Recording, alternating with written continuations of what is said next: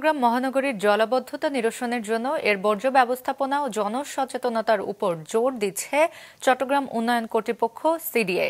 চট্টগ্রাম থেকে মোহসেনাত শিহাবের রিপোর্ট, ক্যামেরায় ছিলেন রবিউল টিপু।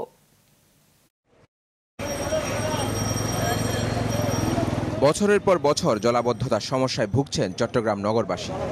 জলাবদ্ধতা নিরসনে বাংলাদেশ সেনাবাহিনীর ৩৪ ইঞ্জিনিয়ার কনস্ট্রাকশন ব্রিগেডের প্রকল্পের কাজের ভৌত অগ্রগতি এখন পর্যন্ত ৭৭%। তবে সবকিছুই ভেস্তে যাবে যদি যথাযথ বর্জ্য ব্যবস্থাপনা না হয়, জানান চট্টগ্রাম উন্নয়ন কর্তৃপক্ষের প্রধান প্রকৌশলী।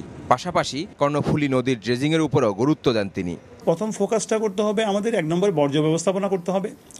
বর্জ্য রিসাইকেল না হলে আপনার প্রায় ৩০০ টন বর্জ্য উৎপাদন হচ্ছে প্রতিদিন। বর্জ্য ব্যবস্থাপনাটা স্থায়ী বর্জ্য ব্যবস্থাপনা সমাধান লাগবে।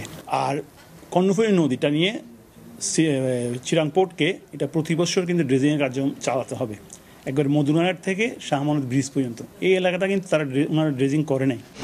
জলাবদ্ধতার সমস্যার সমাধানে ১৯৯৫ সালের মাস্টার প্ল্যানের বেশ কিছু প্রস্তাবনা এই প্রকল্পে যুক্ত করার পরামর্শ দেন বিশেষজ্ঞরা। জলাবদ্ধতার প্রকল্পের যে অংশটিকে বাদ রাখা হয়েছে, যে খালগুলিকে বাদ দেওয়া হয়েছে এবং রিটেনশন পন্ড সহ যে অংশগুলিকে প্রকল্প থেকে বাদ দেওয়া হয়েছে, এগুলি সবগুলিকে ইনক্লুড করে যদি 100% সলভ করার ডিজাইনটা পূর্ণ করা হয় এবং সেটা বাস্তবায়ন করা হয়, তখনই মাত্র 100% এই জলাবদ্ধতা নিরসনের জন্য প্রস্তুত হবে।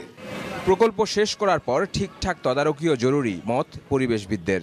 এই প্রকল্প বাস্তবায়ন হলে, বাস্তবায়নের পরে যদি ইফিশিয়েন্ট অপারেশন অ্যান্ড মেনটেন্যান্স হয়, ইফিশিয়েন্ট অপারেশন অ্যান্ড মেনটেন্যান্স যদি হয়, তাহলে 40 থেকে 50% ওয়াটার লগিং সলভ হবে।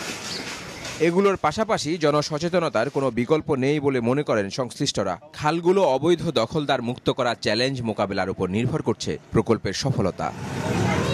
মোহসেনাত শিহাব, মাছরাঙা সংবাদ, চট্টগ্রাম।